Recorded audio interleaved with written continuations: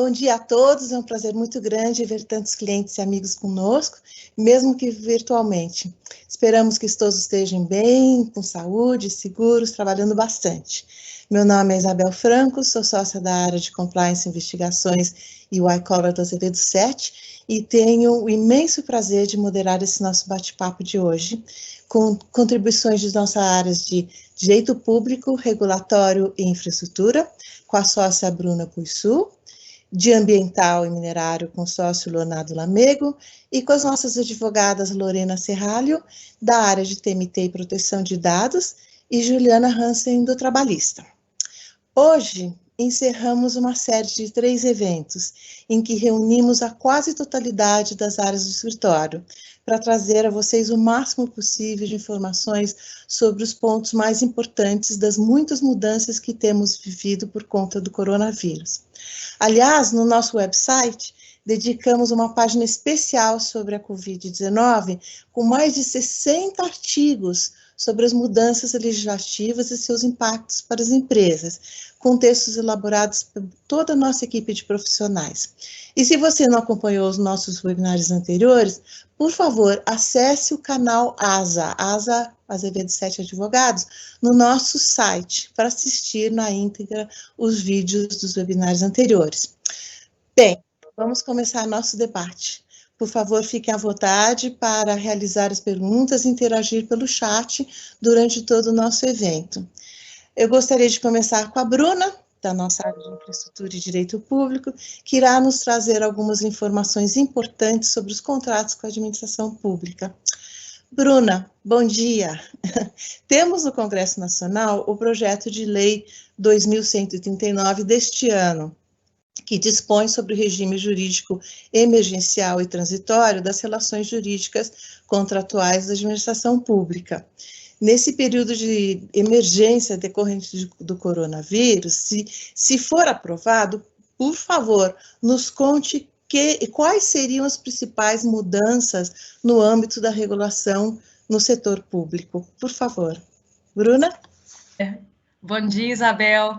Bom dia também aos colegas, clientes, amigos que nos acompanham hoje. É inegável que a crise sanitária atual impacta gravemente os contratos administrativos, né? Para alguns contratos, esses efeitos adversos tendem a cessar quando do término da pandemia, como é o caso, por exemplo, dos contratos administrativos que tiverem a sua execução postergada, simplesmente em virtude da falta de mão de obra ou da falta de insumos, ou naqueles casos em que apenas os custos, né, da execução dos serviços tiver sido impactado. Em outros casos, porém, né, os efeitos da pandemia tendem a se estender no tempo, tal como ocorre nos contratos de concessão, quando os efeitos, né, da crise serão prorrogados em virtude da redução da demanda, seja em razão da alteração do cenário econômico. Em ambos os casos, né, porém, é bem possível que o efeito mais nocivo, né, nesses contratos públicos esteja relacionado à frustração de receitas das contratadas. É por isso que se faz necessária a adoção de medidas, né, que sejam capazes de mitigar esse cenário de restrição de caixa das empresas contratadas pelo poder público, de forma que se possa assegurar a continuidade da execução contratual e a preservação, né, do objeto desses contratos, já que, em última análise, eles se destinam a atendimento de interesse público e a risco de danos irreparáveis, caso esses contratos venham a se extinguir de forma antecipada. E é sobre isso que esse projeto de lei, né, de autoria do senador Antônio Anastasia, trata. Embora a legislação vigente já contemple a possibilidade de reequilíbrio dos contratos administrativos quando da ocorrência, né, de eventos de força maior, tal como é o caso da crise sanitária atual, o projeto de lei, né, possibilita e confere legalidade à adoção de medidas destinadas a mitigar as restrições de caixa das empresas neste momento, sem, contudo, impactar ou onerar o poder público neste momento. O projeto de lei, né, então, ele se ocupa de diminuir esse passivo contratual de imediato, mas ele deixa, né, e posterga para um momento futuro e pós-pandemia a recomposição contratual e a resolução definitiva da questão, né? Enquanto, dentre as medidas que são imediatas, que são possíveis, a lei estabelece uma série de ações destinadas à preservação do caixa dessas empresas contratadas, para que elas possam continuar, né, com a capacidade financeira de executar esses serviços, como a revisão ou a suspensão temporária de obrigações, a suspensão da realização de pagamentos de toda sorte, outorgas, multas, taxas de fiscalização e etc., exceto aquelas obrigações que têm uma origem tributária. E a lei também permite, né, seja realizada a postergação de investimentos, a alteração da metodologia de execução contratual e a suspensão da aplicabilidade de índices de qualidade e desempenho, dentre outras ações, né, que se destinem ao mesmo fim, preservar aí a capacidade de investimento dessas empresas. O projeto faculta, né, que essas medidas urgentes sejam adotadas ou determinadas por iniciativa da própria administração pública, ou ainda que elas sejam definidas com base num plano de contingência que que pode ser elaborado, né, voluntariamente ou mediante solicitação pelas empresas contratadas. Em todos os casos, essas medidas devem estar acompanhadas de justificativas econômicas, inclusive evidenciando o risco de danos, né, irreparáveis caso essas medidas não sejam adotadas. Como o processo de reequilíbrio mesmo ele fica postergado para um momento futuro, isso, caso a lei venha a ser aprovada, o projeto prevê que as medidas emergenciais eventualmente adotadas neste momento sejam computadas e consideradas quando do reequilíbrio, para que se remantenha, né, a equação inicial, bem como para que não haja a concessão de benefícios indevidos. Como já se especula, né, que nada voltará a ser como antes, pelo menos não em curto espaço de tempo, o projeto prevê ainda a possibilidade de as partes estabelecerem, né, por acordo, uma nova equação econômico-financeira, inclusive revisando a matriz de risco original para que seja viável dar continuidade ao contrato, à execução do contrato, mesmo num cenário socioeconômico totalmente diferente. Ainda que se diga, né, que a aprovação ou a edição de uma lei não se fazia necessária, já que grande parte, né, do que está nela regulado já podia ser feito, com maior grau de dificuldade, mas com base nos princípios da administração pública e na legislação vigente, é importante notar, né, que a lei confere segurança jurídica às partes quanto à adoção dessas medidas, já que bem provável não seja, né, a edição da lei, os gestores públicos permaneçam inertes, né, e nada façam para preservar esses contratos, o que resultaria aí em danos bem maiores para a coletividade. Eu acho que cabe dizer ainda, né, que a norma tem caráter de norma geral e, portanto, caso aprovada, ela pode também ser aplicada por estados, municípios e pelo Distrito Federal. Bem, como é um projeto de lei complexo e muito bem detalhado, eu não vou tratar aqui de todos os temas, mas fica aí a nossa promessa de voltarmos ao tema caso o projeto venha a ser convertido em lei. É isso, Isabel.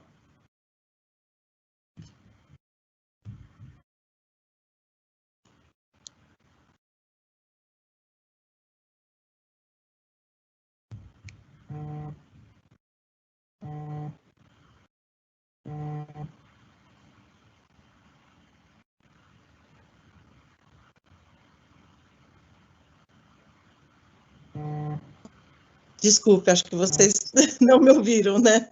Bruna, desculpe, nós estamos tendo aqui um probleminha técnico, mas muito obrigada pela sua resposta, acho que nada será como antes. Mas aproveitando toda a sua experiência, você pode nos contar um pouco sobre como tem sido o impacto da crise da Covid-19 nos procedimentos licitatórios e como você acredita que eles vão ficar no futuro?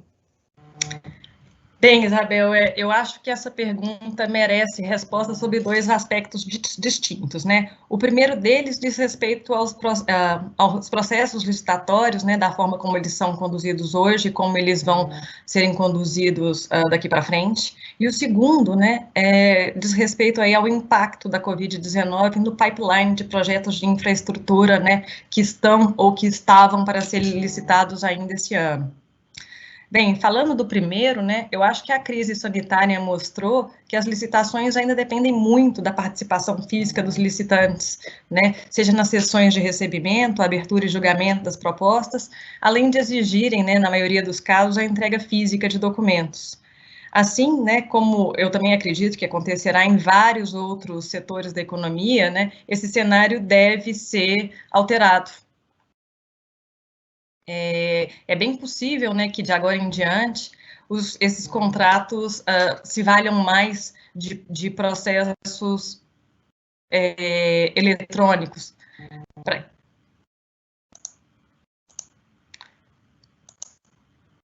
Tem um problema técnico, não, né? É bem possível, né, que bem possível que esses contratos se valham daqui para frente, né, de mais de processos eletrônicos, né, como hoje esses processos ficam praticamente limitados aí ao pregão e aos registros de preço. Né, nesse ponto, né, eu acho que cabe lembrar aqui que o projeto de lei, né, o projeto de lei 1292, né, de 95, que se destina a alterar e modernizar as normas de licitação e contratos administrativos. Caso esse projeto, né, venha a ser aprovado pelo Senado, já que já foi aprovado, e sancionado pelo presidente, já que já foi aprovado pela Câmara no passado, é bem possível que a realização, né, de licitações de forma eletrônica vai passar a ser a regra. Para tanto, né, todos os entes poderão se valer, né, de um portal ainda a ser criado pelo governo federal, um portal nacional de contratações públicas, que terá um sistema eletrônico para a realização dessas sessões. Essa alteração, né, Isabel, além de recomendável, né, em face da situação sanitária atual, também, né, garantirá maior transparência aos procedimentos licitatórios, e eu acho que todos, né, temos a ganhar com isso. Quanto ao segundo aspecto, eu acredito que a crise da Covid-19 ameaça postergar o lançamento de alguns projetos de concessão de rodovias e aeroportos que estavam previstos para este ano, já que será preciso, né, adequar aí os estudos de demanda e as projeções de receita à realidade imposta pela crise atual. Houve recentemente uma determinação do TCU, né, para que a NTT refaça os estudos para a licitação da BR 153, né, no trecho Goiânia-Tocantins, e isso já demonstra, né, o que a gente tem falado. E o mesmo, né, eu acho que deve acontecer aí com a próxima rodada de aeroportos. Bem, eu acho que é isso, Isabel, obrigada. Eu que agradeço, Bruna, muito bom, achei super interessante. Agora, então, vou passar para o nosso sócio Leonardo, que é o coordenador do nosso ambiental e minerário.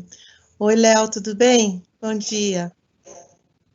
Por favor, nos conte sua percepção sobre o impacto das medidas relacionadas à pandemia nos processos de licenciamento ambiental. Como ficaram os prazos de cumprimento de obrigações, as condicionantes, as informações complementares e emissão de decisões do órgão governamental? Léo?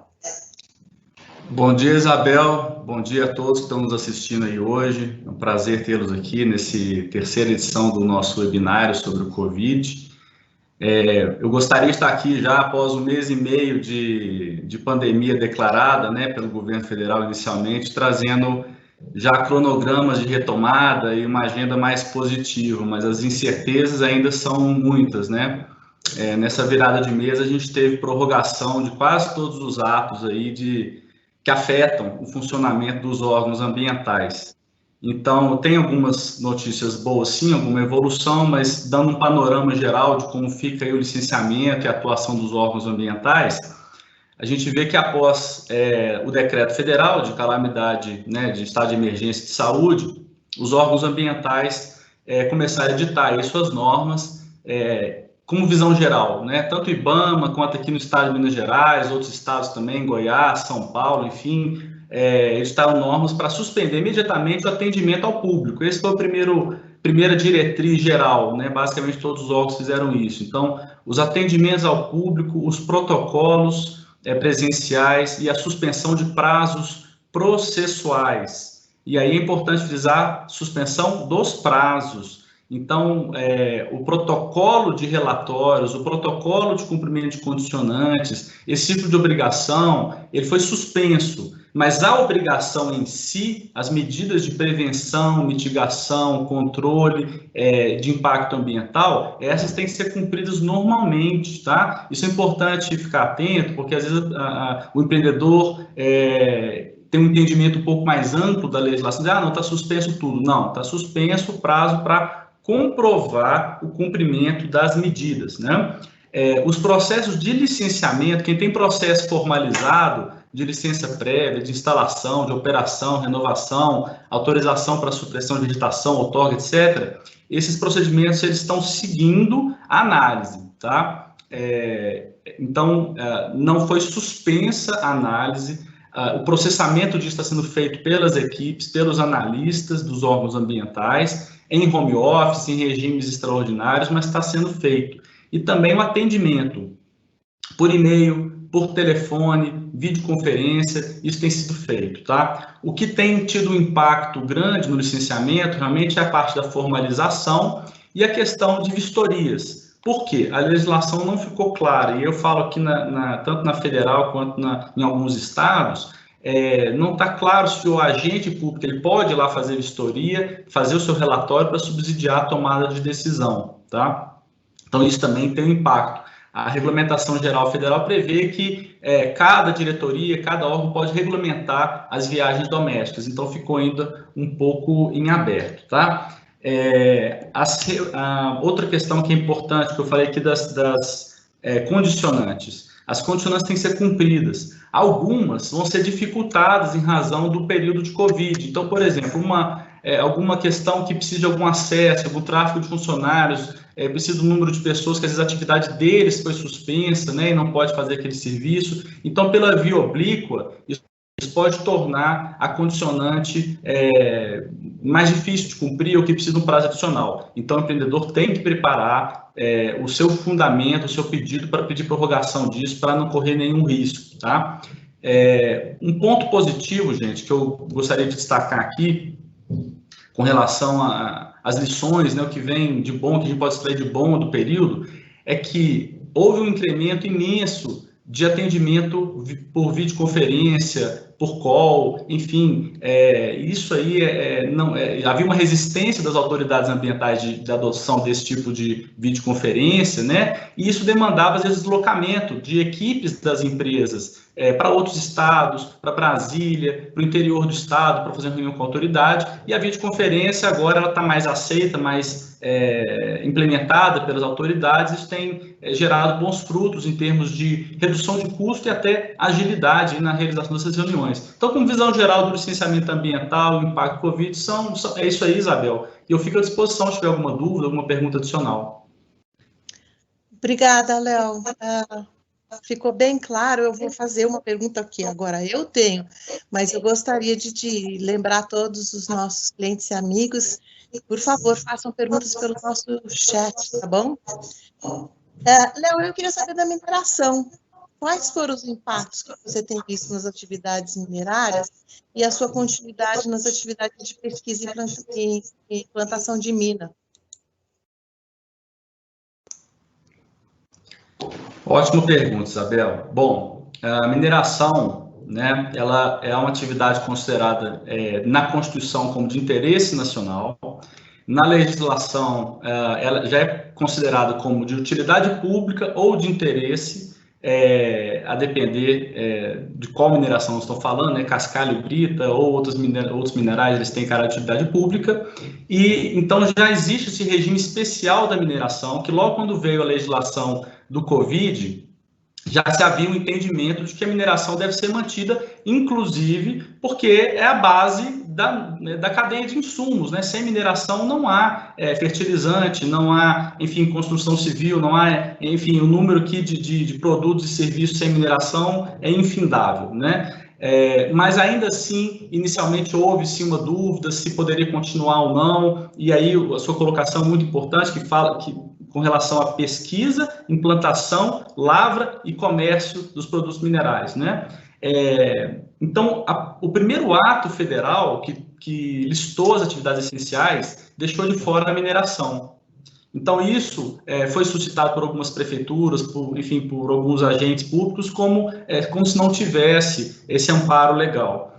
Na sequência, o Ministério de Minas e Energia editou um ato 135, né, no dia 28 de março, salvo engano, determinando, portaria MME 135, determinando que declarando, melhor dizendo, que a mineração ela é uma atividade essencial. Isso foi um passo importante para fortalecer a posição do setor, para continuar suas atividades durante o período da pandemia, evidentemente com as devidas cautelas, com proteção dos trabalhadores e as demais medidas aí de prevenção, de profilaxia, mas continuando a atividade. E a portaria do MME, ela fala em pesquisa e lavra, né? Então, ela deixou isso aí mais claro.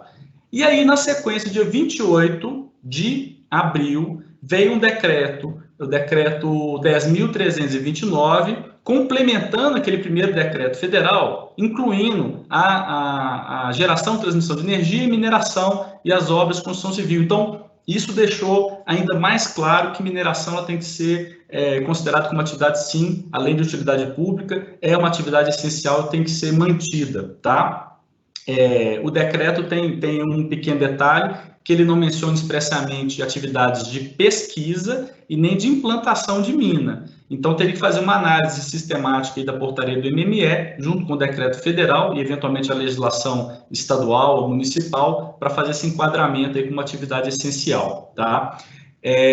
Outro ponto é a questão da ANM. A ANM, seguindo a diretriz federal, que é a mesma que foi aplicada para o IBAMA, por exemplo, ela suspende o atendimento presencial, suspende os principais prazos, como regra geral, mas faz uma ressalva muito clara e taxativa em relação às obrigações de manutenção e controle da condição de estabilidade de barragens, né? Com todos os eventos que a gente teve aí nos últimos anos, isso não poderia ficar de fora e nem ter a mínima dúvida de que as medidas de manutenção, segurança, enfim, as obrigações relativas à segurança de barragem devem ser mantidas normalmente, tá? Então, como visão geral para a mineração, é isso.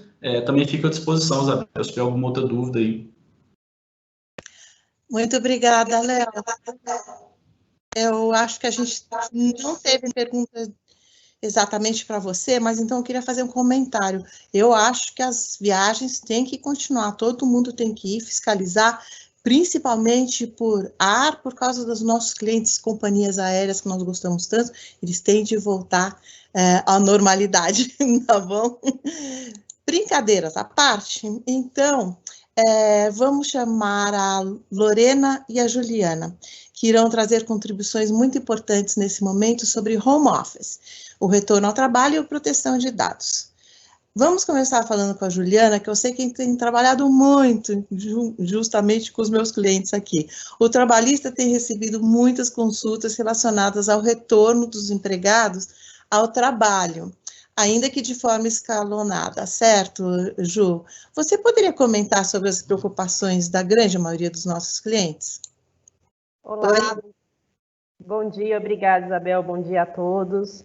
É muito gratificante ter essa oportunidade de falar ainda que virtualmente com todos vocês. Talvez essa pergunta de como continuar ou voltar a trabalhar, ela permeia desde o início dessa pandemia, dessa situação. Falar do retorno dos empregados é, na verdade, refletir um pouco sobre as medidas que a empresa eventualmente tem adotado, se alguma foi adotada, ou efetivamente pensar em protocolos e boas práticas para o retorno destes empregados. Independente do momento em que a empresa, em que fase que a empresa esteja, né, se já implementou ou não, Há algumas premissas que a gente precisa considerar. A primeira seria o aumento efetivo do número de pessoas dentro do meu local de trabalho. Isso já aflora a preocupação em relação a aglomerações e boas práticas de higiene. Um segundo ponto, que é muito falado hoje já para a equipe médica, né, que é o receio de retorno ao trabalho, que também não pode ser negligenciado, é um ponto que as empresas devem endereçar com cautela. E com base em tudo isso, criar protocolos e medidas que assegurem um retorno sustentável e seguro e saudável dos empregados, né? Muitos perguntam se existe alguma regra específica, alguma legislação específica, medidas determinadas. Não há regras, obrigações legais. O que há um princípio geral, e isso decorre da própria legislação trabalhista, de que o empregador é responsável pelo ambiente de trabalho, e há recomendações expedidas tanto pelo Ministério da Saúde quanto pela Secretaria Especial de Previdência e Trabalho, com notas técnicas e ofícios de recomendações de boas práticas no ambiente de trabalho, seja pelo uso de máscaras, seja pelo uso de luvas ou qualquer outro tipo de equipamento de proteção, e até mesmo de criação de canais para um eventual monitoramento de sintoma dos empregados. Quando no começo da pandemia, essa questão do monitoramento, de você perguntar para o empregado se ele teve o Covid, ou se ele aceita ser testado, ou aceita fazer a aferição de temperatura, se nesse momento inicial nos causava um pouco de preocupação a mais, pensando na questão de privacidade e intimidade do empregado, quer nos parecer agora que a população, de um modo geral, está mais familiarizada com essa situação. O que não deixa de existir a preocupação e a cautela do empregador em relação ao consentimento do empregado com isso, ao dever de informação, a coleta suficiente do dado, ou seja, eu preciso justificar e coletar aquilo que for essencialmente necessário para garantir essa premissa maior, que é de segurança e saúde dos trabalhadores no ambiente de trabalho. Então, concluindo essa visão geral em relação ao retorno, não existe um protocolo específico. Existe aquilo que faz sentido para cada uma das empresas, requer um grupo multidisciplinar de atores dentro dessa empresa, que vai desde a equipe de medicina e segurança do trabalho, departamento pessoal, RH, equipe de proteção de dados, até de compliance mesmo, para criar um conjunto de boas práticas que respondam ao meu negócio. Se eu sou uma empresa que lida com atendimento ao público, evidentemente que eu vou ter um protocolo específico para esse grupo de pessoas, porque elas podem ser que estejam dentro de um risco maior do que aquelas que ficam dentro de um ambiente mais reservado. Se elas estão num ambiente reservado, como é que é a questão de ventilação desse ambiente? Todas essas respostas e essa avaliação de risco, ela depende de uma análise de engenharia e de medicina do trabalho.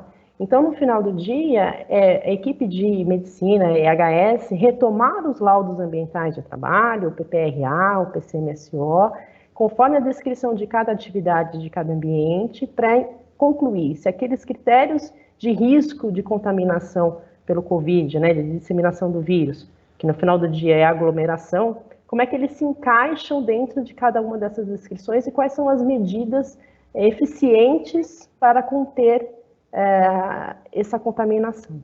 Em linhas gerais, num primeiro momento é isso, Isabel. Muito obrigada, Ju, entendi. E eu acho que isso tem tudo a ver com proteção de dados, né? Então, eu queria ouvir a Lorena, que é da área de TMT e proteção de dados, que eu sei que tem trabalhado em parcerias com vocês nesse caso, né? Lorena, bom dia. Conte para nós um pouco sobre essas demandas nas últimas semanas, por favor. Os 2 últimos meses, Isabel, foram de um grande desafio para a gente, para a área de proteção de dados, dentro da área de TMT do escritório, e nós trabalhamos diretamente ligados ao time de trabalhista, porque os nossos clientes, as empresas para quem advogamos, foram totalmente pegas de surpresa por esse momento, né?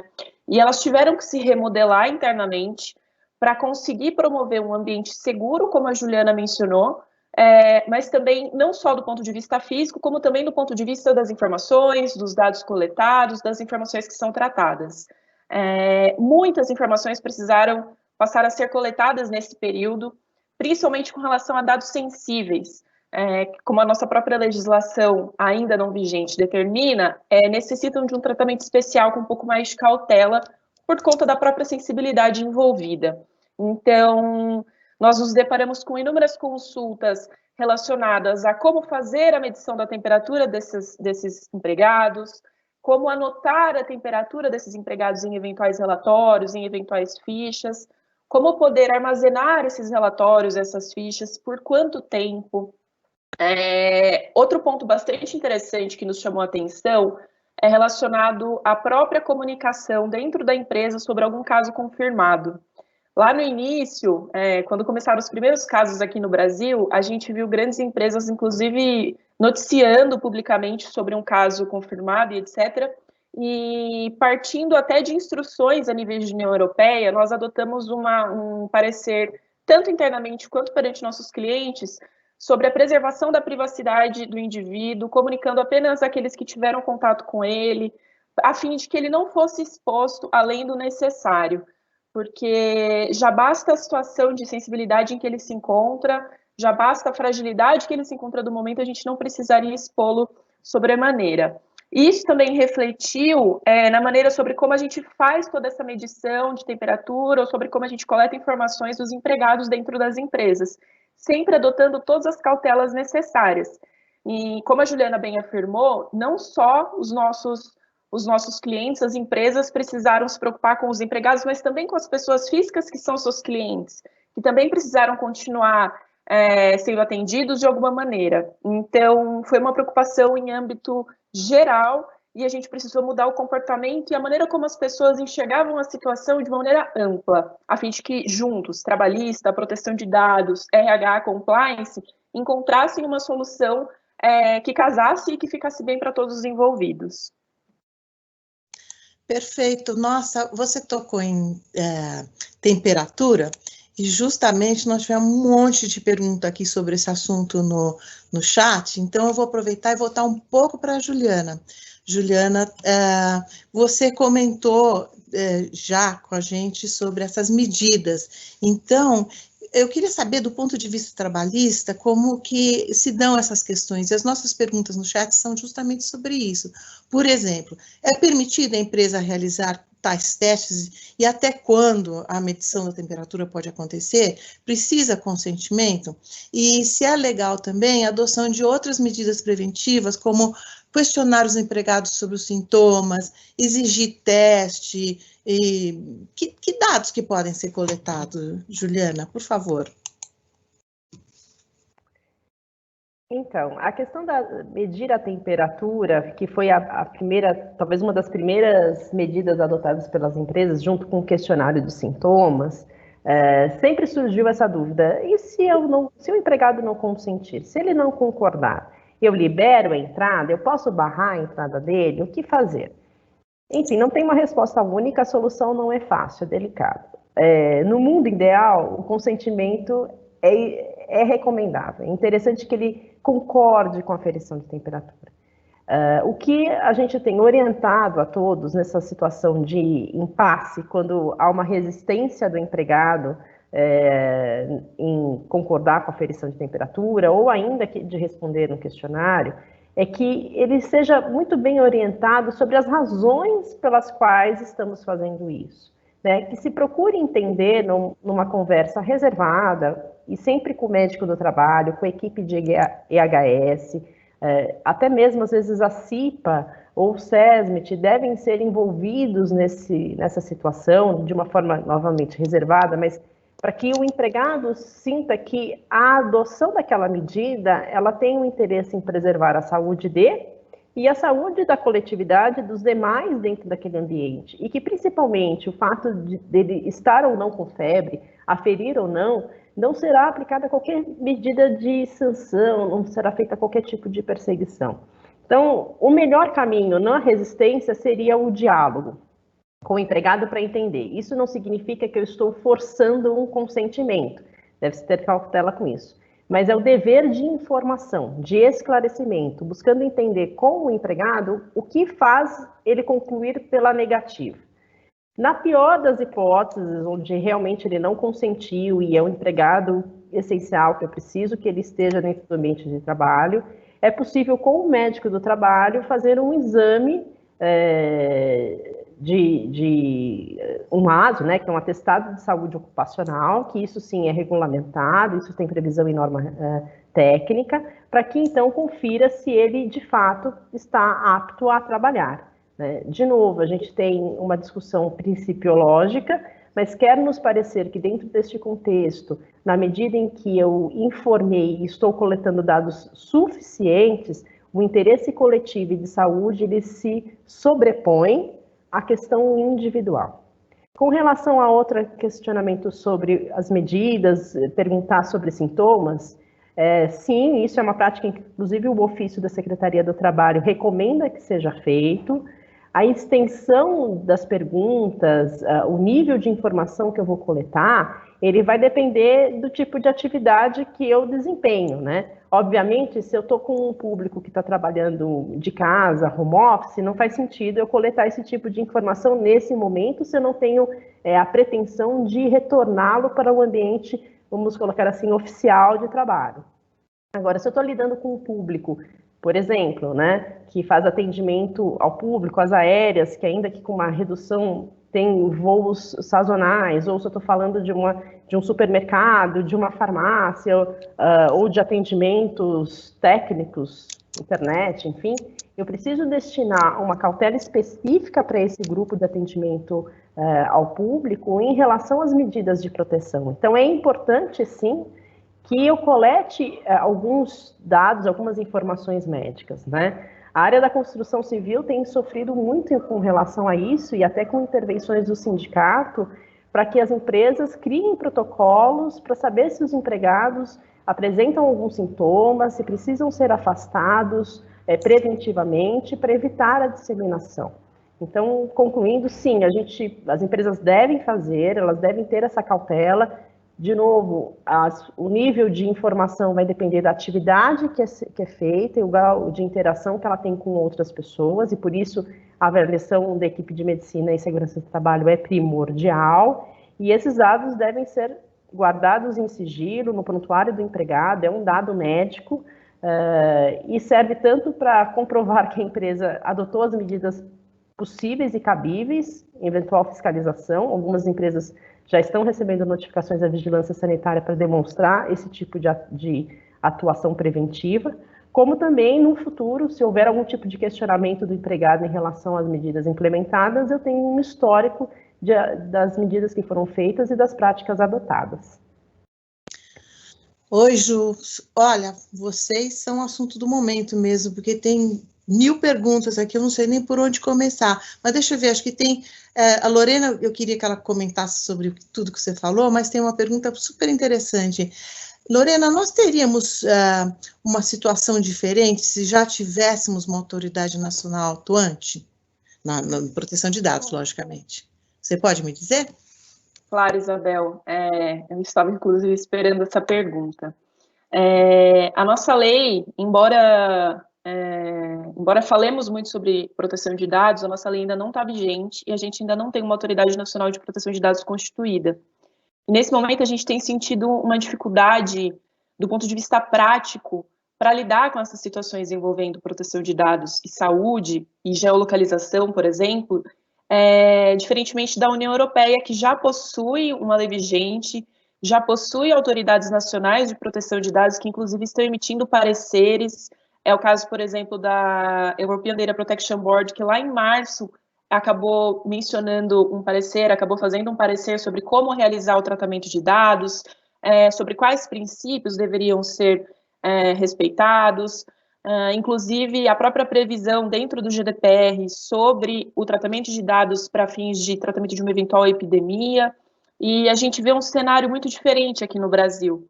Nós temos patinado há bastante tempo buscando a vigência da lei, e eu não entro na discussão agora sobre o ponto positivo ou o ponto negativo de vigência da lei nesse momento, principalmente porque a gente fala de um cenário econômico bastante complexo, e sabemos que projetos de adequação geram um ônus, mas entendemos também que projetos de adequação trazem um bônus, que são as relações com as empresas externas, né? Mas do ponto de vista prático, com relação ao que você me perguntou, se nós teríamos um cenário diferente caso tivéssemos uma autoridade vigente, uma autoridade atuando, uma autoridade emitindo guidelines, eu não tenho dúvida. Nós temos visto um cenário bastante complexo de utilização de dados, não só de empregados, mas de pacientes dentro de hospitais, de indivíduos caminhando nas ruas e sendo geolocalizados através de estações rádio-base, através de tecnologias de Bluetooth, através de tecnologias fornecidas por empresas próprias, e fica difícil, até a nível governamental e empresarial, estabelecer quais limites devem ser respeitados. Claro que nós temos boas práticas, que nós nos inspiramos sobremaneira no regulamento europeu, nas guidelines emitidas pelos próprios órgãos europeus, pelos órgãos do Reino Unido, mas precisaríamos sim ter alguém atuante aqui no Brasil, seria um diferencial enorme. E até para contextualizar, aproveitando esse momento, a gente vê uma corrida, né? A gente vê uma corrida legislativa. De um lado, um projeto de lei tentando postergar a vigência para janeiro do ano que vem, com aplicação de multas a partir de agosto de 2021. E de outro lado, nós temos uma medida provisória que passou repentinamente, no calar da noite, tentando postergar para maio do ano que vem, se não estou enganada, sem trazer uma concatenação das razões pelas quais iríamos para maio. Mas esse cenário certamente traz incertezas e exige que as empresas, acima de tudo, adotem uma postura cautelosa. É o que a gente tem indicado aos nossos clientes. Embora não tenhamos uma lei vigente, embora não tenhamos uma autoridade que nos dite guidelines para que a gente siga nesse momento, vamos nos inspirar naquilo que vem de fora, vamos adotar boas práticas. Temos inúmeros exemplos, temos exemplos de autoridades na União Europeia fazendo relatórios de impacto antes de dar início a uma tecnologia, e acho que isso deve ser espelhado aqui no Brasil, para que a gente não enfrente daqui a pouco tempo uma grande crise relacionada aos dados que foram coletados nesse momento, que estão sendo tratados nesse momento e que de alguma maneira podem vir a ser tratados no futuro para uma finalidade que não condiz com a finalidade atual. É isso, Isabel. Obrigada, Lorena, super interessante. Eu estou até meio perdida aqui, tem tanta pergunta, e eu vou pedir desculpas para as pessoas que estão fazendo, eu não citar exatamente quem são, porque eu estou tentando condensar em uma pergunta só. Tem uma super interessante agora para Juliana novamente, e Léo não vai embora, que tem uma pergunta para você, viu? Olha aqui. A gente tem vivido vários casos, é uma pergunta importante, Juliana. Caso o funcionário se contamine em trânsito, indo para o trabalho, ou porque a empresa o enviou para trabalhar em outro lugar, em outra unidade, em outra cidade, isso vai ser considerado acidente de trabalho? O que acontece? A gente teve uma decisão recente, da semana passada, do STF, julgando uma DIN da MP 927, que foi a primeira medida provisória do governo sobre questões trabalhistas, né, uma medida provisória mais densa sobre questões trabalhistas, e em um dos seus artigos constava expressamente que a contaminação pelo coronavírus não seria uma doença ocupacional, salvo demonstrado efetivo nexo de causalidade. O STF suspendeu os efeitos deste artigo. Isso significa dizer que eu contraí o coronavírus porque estava trabalhando e isso é uma doença ocupacional? Num primeiro momento, minha resposta é não, né? Não existe uma relação direta, uma presunção direta. Mas sim significa dizer que na medida que eu coloco o meu empregado numa situação de risco e sem adotar as medidas de proteção necessárias, eu estou assumindo o risco da contaminação. E neste caso, a discussão em relação à responsabilidade pela doença ocupacional e até uma caracterização de acidente de trabalho pode surgir por uma presunção direta de responsabilidade objetiva, onde não teria muito espaço para discutir o nexo de causalidade. Então, no final do dia, o que a gente está querendo dizer com isso? Que tudo aquilo que a gente falou lá no começo sobre as medidas, elas são cada vez mais necessárias para demonstrar que eu, de fato, não coloquei o empregado numa situação de risco, sobretudo diante de um momento, de uma fase epidemiológica do coronavírus no mundo e no Brasil também, de transmissão comunitária. Então, quer me parecer que se eu adotei como empresa todas as medidas necessárias e eficientes para o não contágio, que concluir pela doença ocupacional seja precipitado se essa mesma pessoa continuou frequentando eventualmente farmácia, supermercado, sem adotar alguma prática cautelosa, ou se eventualmente reside com outras pessoas que também não têm a prática de alguma medida de prevenção. Então, se no trânsito ele contraiu e eu tenho provas efetivas de que isso aconteceu, ou uma boa razão para concluir dessa forma, num primeiro momento, a empresa poderia classificar como doença ocupacional. Agora, se eu adotei todas as medidas e eu não tenho como fazer esse rastreamento, ou não tenho boas evidências, talvez seja o caso de manter a tese de que as minhas medidas foram eficazes. Mas, sem sombra de dúvidas, à medida que eu coloco o meu empregado com o pé para fora para fazer um trabalho e ele está sujeito à situação de aglomeração ou de convívio com outras pessoas, eu estou assumindo esse risco e eu tenho que ter uma bandeirinha vermelha nesse tipo de situação e tomar as cautelas necessárias. Juliana, super obrigada. Realmente a gente podia ficar horas e horas nesse assunto. Eu vou convidar os nossos clientes e amigos que estão aqui nos ouvindo, se eles tiverem qualquer pergunta, por favor, enviem para nós por e-mail, ou mande um WhatsApp, que vamos ficar felizes de responder qualquer dúvida que ficar, mas aqui nós temos, assim, o nosso tempo aqui, e tem uma pergunta para o Leonardo, mudando completamente de assunto. Alguém perguntou sobre enquadramento de outras atividades como essenciais, ou na cadeia de insumos para sua manutenção. Você pode comentar sobre isso, Léo, por favor? Bom, obrigado pela pergunta, realmente é um ponto interessante, né?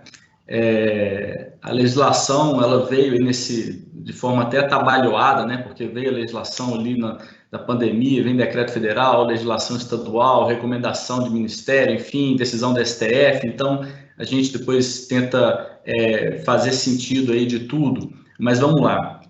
O decreto federal 10.282, ele faz uma listagem de atividades essenciais e os serviços públicos estão, todas as concessionárias, autorizatárias e os serviços públicos, esses estão garantidos a sua permanência durante o período de Covid, adotada as medidas de cautela, né?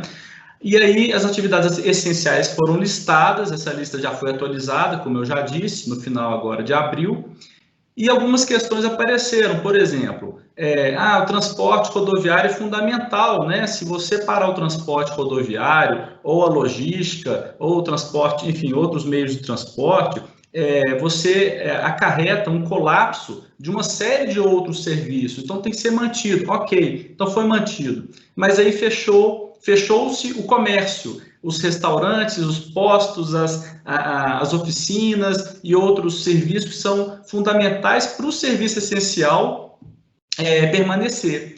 Então, o que houve de atualização nessa questão da legislação do que é essencial é incluir a cadeia de insumo. Então, às vezes, a atividade não está expressamente listada na legislação federal, mas a atividade da empresa ela é fundamental para que aquela cadeia de insumos possibilite a continuidade de uma atividade essencial. É claro, gente, numa visão mais ampla, né, a economia ela é toda interligada, mas fazendo esse ponto de corte que a legislação fez, a gente tem hoje isso em suma, né, serviços públicos, concessões, autorizações, serviços essenciais e cadeias de insumo. A gente tem discutido e atuado para vários clientes aqui para defender a continuidade das suas operações, das obras, das instalações, e a gente enfrentou, por exemplo, legislação municipal fazendo um lockdown ou proibindo tudo, situações onde tinha uma obra com 1.500 funcionários no interior do Mato Grosso, o prefeito pediu para parar tudo e conseguimos reverter essa situação, né, por uma série de argumentos. Mas, enfim, respondendo essa pergunta objetivamente, Isabel, já concluindo, cada empresa, cada atividade deve ser avaliada sob o prisma do enquadramento na legislação federal, estadual e municipal, para avaliar a possibilidade de retomada ou de até questionar a ordem de paralisação.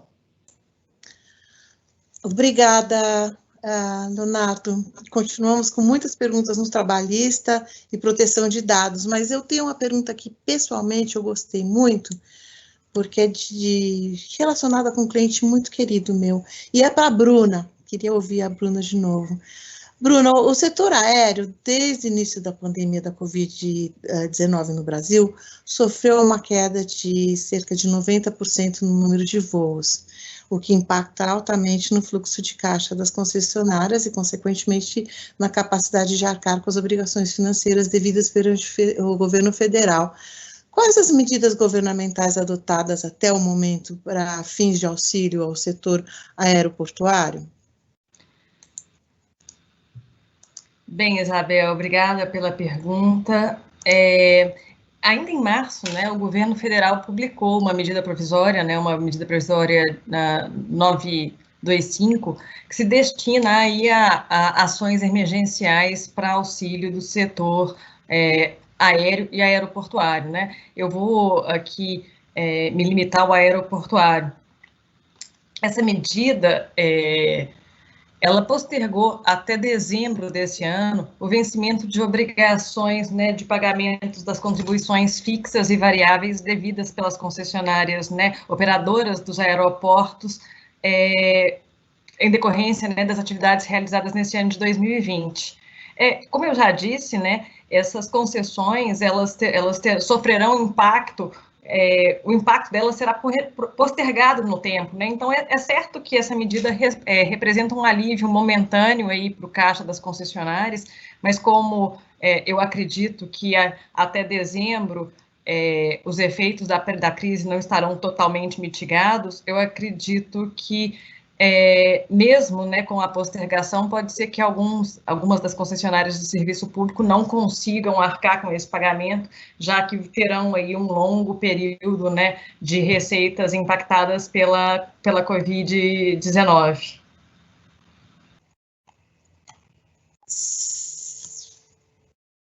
Uma pergunta para a Lorena, sobre os projetos de adequação à LGPD, e como que eles foram impactados pela Covid-19. Lorena, por favor, a gente não está com muito tempo, então seja concisa. Obrigada. Pode deixar, obrigada. Isabel, os nossos projetos de adequação não tiveram impacto do ponto de vista prático e dos que estão em andamento, porque grande parte do que fazemos não precisamos estar em loco, não precisamos estar presente nas empresas. Então, temos fases dentro dos nossos projetos de adequação, a gente dilui os trabalhos dentro de cada uma das fases, a depender do que o cliente acabou contratando, mas, via de regra, aquilo que a gente precisava fazer antes presencialmente, como um workshop, um treinamento, um bate-papo, a gente tem feito normalmente online. Nosso time é totalmente treinado e totalmente capacitado para seguir com esses projetos de maneira online. O restante segue na mesma toada. O que foi muito legal é que as empresas preferiram não paralisar os projetos, porque elas entendem a necessidade de uma adequação nesse momento. Não porque necessariamente a lei não está vigente, mas porque elas precisam continuar a fazer negócios com seus parceiros comerciais fora do país. Então, isso foi muito gratificante do ponto de vista prático, porque elas realmente entenderam a necessidade de seguir com os projetos. É isso.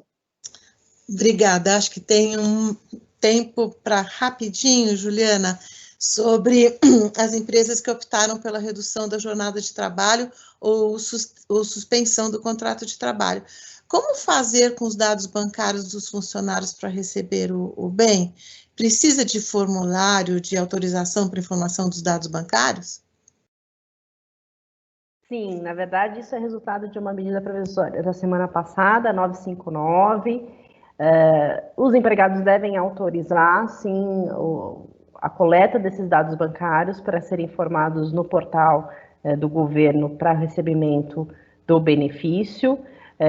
Se não tiver essa autorização, se não for informado, quando tiver qualquer divergência, essa medida provisória prevê que tanto a Caixa Econômica quanto o Banco do Brasil vai poder cruzar dados e ver se tem nos seus registros cadastrais alguma conta que esteja vinculada ao nome CPF do empregado indicado, ou se não encontrar, e fica autorizada a criação de uma conta digital para que ele possa receber o benefício.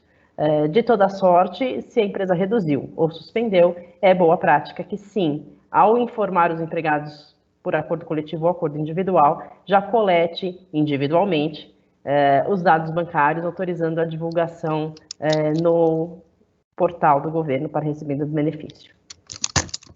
Muito obrigada. Realmente nós estamos sem tempo, então só gostaria de ouvir se alguém tem considerações finais.